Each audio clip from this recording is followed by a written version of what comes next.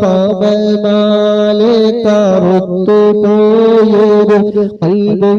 കൊണ്ടിവർ വന്നിതാ പാപഭാരങ്ങൾ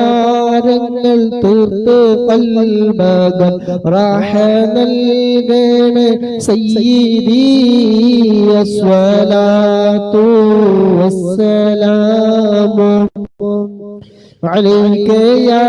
رسول الله الصلاة والسلام عليك يا حبيب الله محشر من എത്തും നേരത്ത് കൈവേടിയല്ലേ യാ നബി മൗത്തിൻ നേരത്തും ഉമ്മത്തി എന്ന് ഊരത്തോരാണൻ വാരിദി അസ്സലാത്തു